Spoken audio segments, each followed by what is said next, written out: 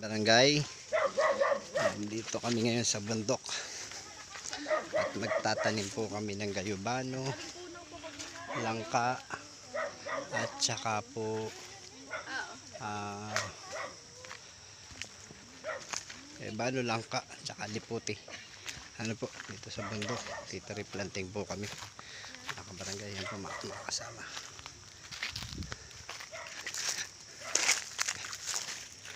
Ayan, dito kami ngayon sa tanim ng mais dito sa bundok. Ito po ang tanim ng mais dito sa bundok mga kabarangay. At maganda-ganda po ang tanim ditong mais kasi nga ho bundok, kaya maganda ho mais. Tapos mga kabarangay, tatanim namin sa ito puno lang ka. O sir, okay na po. Di na ho, pabaybay lang po tayo.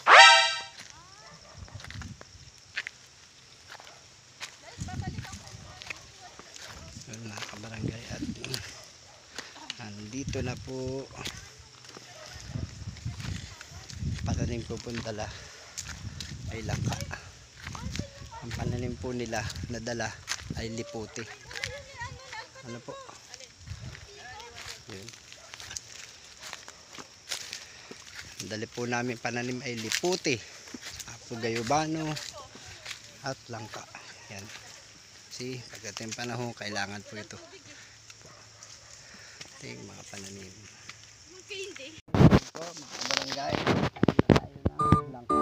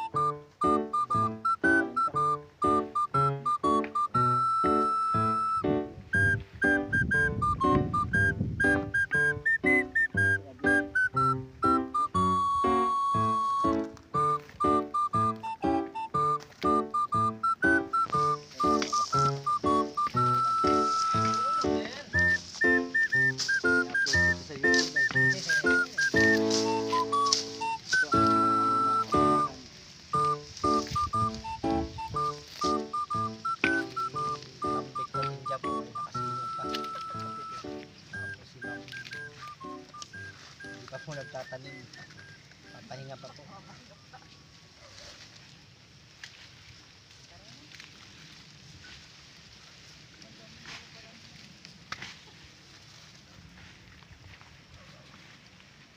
yung piko na maliit. Para ako maiwasan ang paglas. Latag na kaya 2-0 yan. Para tatapatan na lang. Latag mo na, ilagay mo na may... Sir, wag Hindi makuti po. sa laki pagod na. Ay, lalagay na po. Hindi, ilalagay na kanya-kanya. Para tayo tatapat na lang. Lagay ang ginawa ni... Sir, wala yung piko. Yung dala ni Alpha Tango. Are! Picture mo kami dito. Are ka po. Hindi yan, yung maliit. Kala ko ikaw may dala no. Hindi Saan ilalatag? Saan po ilalagay? Baybay po. Baybay tabi. Yan po.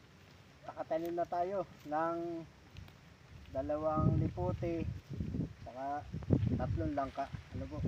Dadagdagan pa po tayo. Natitira pa po tayong puno ng langka. Ito po yung langka na malaki ang kalong. Ano po? Ibig sabihin malaki ang kalong, maganda ang langka. At nandito na kami.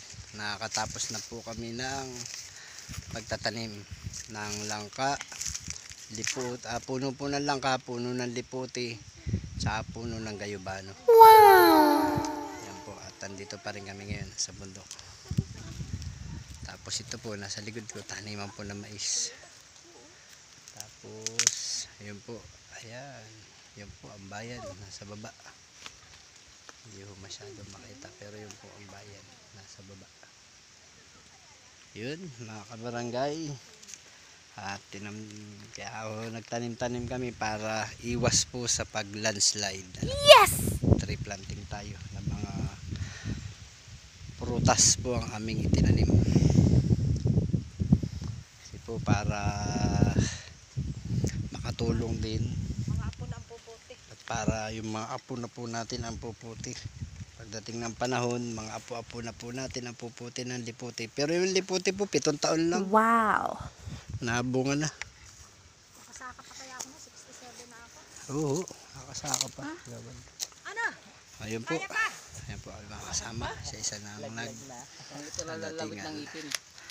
Kami naman ay talaga inabot po kami ng init. Oh no! Ayun po ng kamay. Puro putik. Kain tubig. Ang sasabi ko sa iba, may gagadala ay kasi hindi ka sa akin. Yun, mga barangay, kami po ay bababa na uli ng bundok. Ano po? Tapos na po kami mag-tree planting. Yan, yung magkakasama. Yan po si Ma'am Lala. Po ang makasamahan mag-tree planting. Yan po. Yan po mga magkakasama. Tree planting dito sa bundok. Tulungan nyo na sigawan, Pai. Sa nasa kupang po ng Tokalan. Hoy, panganap ang gata. Tama na. Yan po. Tama na daw, tama na. Ang gata ano? Maliit pa ito yun. Talbos po ng balinghoy. Yan, dami. Dami pong na balinghoy dito. Napakalalawak. At ganun din po ang mais. Pero mas madami po ang balinghoy. 2 klase ang tanim po dito ang balinghoy. Sampang 1 taon, sampang 3 buwan. Sampang 8 buwan. Ano po? Dito na po kami, pababa na. Naglalakad na po kami ng bundok, pababa. At santi nga po uli ang init sa aming paglalakad. Yan, dadaanan po natin, taniman po ng mani at balinghoy. Ito naman po, iba naman, barangay, ang kombinasyon naman niya, mani at balinghoy naman. Kanina yung nadaanan natin ay mani at mais. Pero yun doon sa bundok, ang nadaanan po natin ang magkasama. Sa kombinasyon na magkasama sa tanim, magkakalapit, mais at balinghoy. Wow! Pero dito sa dinaanan nating pangalawa, kanina, ay mais at mani. Ngayon naman po, ay mani at balinghoy. Yes! Ano po, mga barangay? Yan po yung ginagawa, mga kombinasyon ng ating mga sinaunang magsasaka. Ano po? Yan po yung old farming. Yes! Minsan, ganun din po yung ginagawa ko. Tapos sa akin, sa kombinasyon ko, ang nakalagay ko po ay luya at mani. Yung magkakombinasyon po sa akin. Ano po? Parehas po nalaman. O, yan po yung mga sinasabi nga nating sinaunang paghahalaman. Hanggang ngayon, meron pa rin pong ganun. Ano po, hindi naman po nawawala ang mga ginagawa ng unang paghahalaman. Kasi mas madami sa atin yung karanasan, malawak ang karanasan yun sa lupa, sa pagtatanim. Ano po, kasi po madalang naman yung iba sa mga seminar na nakaka-attend. mas madami po yung karanasan talaga na sila ay lupa na ang kanilang naging karanasan sa paghahalaman. Ay, pagbigsa, hindi pa ako yun. Meron ako noon. Nabibili din yun sa Shopee. Pag namamaril ang isda. Mga barangay, dito na kami. Tadaan kami sa Niyugan. Yan po. Niyugan naman aming dinadaanan. Medyo nakakanlong po kami. Ito po kasama sa Lilom at Kanlong. Ano po? Nakakanlong na kami sa aming paglalakad. Kanina nasa initan kami. Bilad kami sa initan. Ito yung pagtatanim.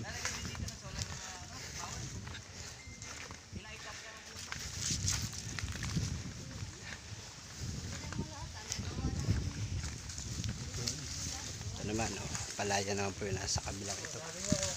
Ano naman ang palayan. Whew! Init. Ngayon lang uminit, nag-reklamo pa. Hindi na po ako nag-reklamo sa init. Wala dito ang daan. Papunta yun sa kabila. Ayan, nahiligan naman kumuha ng aming kasamahan ng langka. Yan po, nakakit yan ng puno ng langka. Nagustuhan ng mga nakagusto po yata magulay ng langka na may sardinas. Ano po yan po, nakakit ng po langka. Ayan. Damihan mo na, sir, mga 4. Ay, kasarapan na igataan. Masarap yun sa dalawang yan. Yan, kasarapan gataan. Yan, tingnan po natin. Yan. Sir, kasama ka na sa vlog ko na nangunga ka ng langka. Ay, santisima. Naayo. Pag nag-viral, lalaking. Yan po, nangunga ng langka. Lalaking nangakyat na may puno na may puno. Ay, ma'am. Ayun o. Ang layo. Malayo.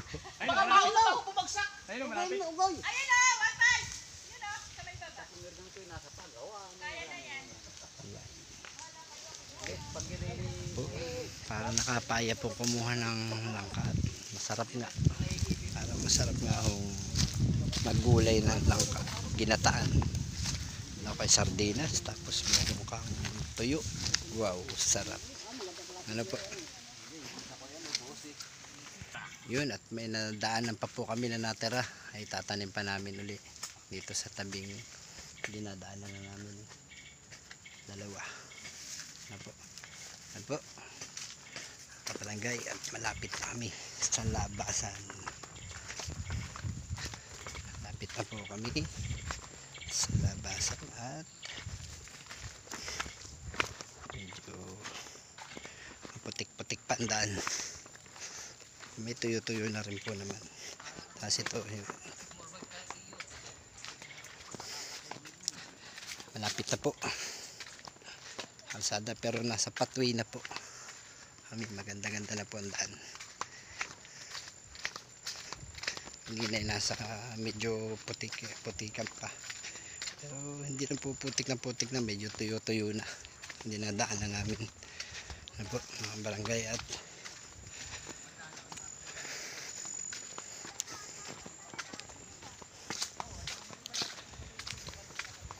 lagi tayo magtanim mga barangay, kagaya ng mga puno ng prutas. Ayan, itanim namin liputi, langka, gayubano. Yan, taas mga barangay, dadaan naman tayo sa tulay. Yan po, may tulay yan, nagpaghugas ng paa. Ito, nagpaghugas ng paa. Nakuraan po. Kita po kayo sa aking vlog. Yan, may tira pa rin po dito. Hindi, kay ano natin, kay sa yan po. Yan kami ng unang tulay. May sapa. Malapit na si sir. Nakikita mo si CO5, dapat mo sa unahan. Baliktad. Ayun, nalakanda po kami. Tatawid pa kami ng isang tulay pa. Ano, kasi 2 tulay. Isang tulay pa ulit.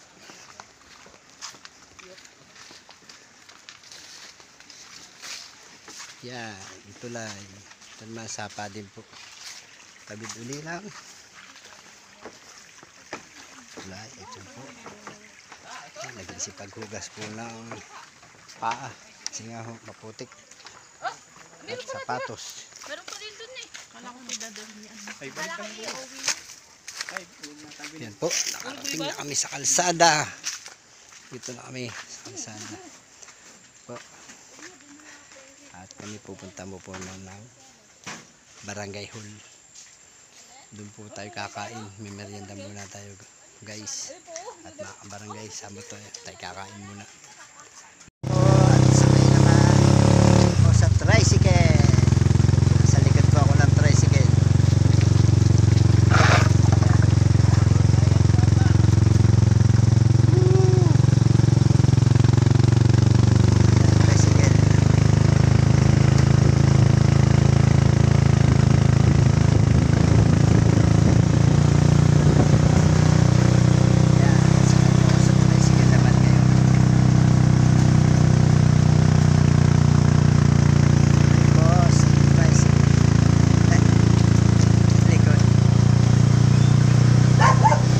Punta na po ng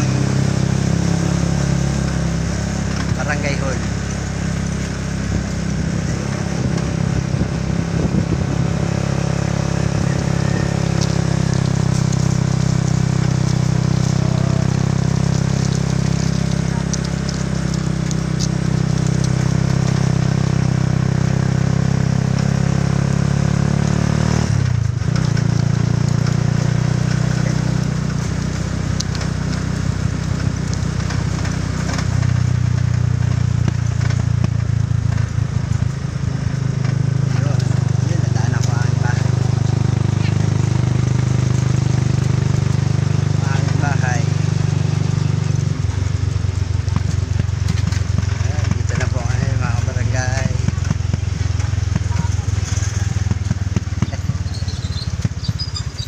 Po, barangay, baba muna.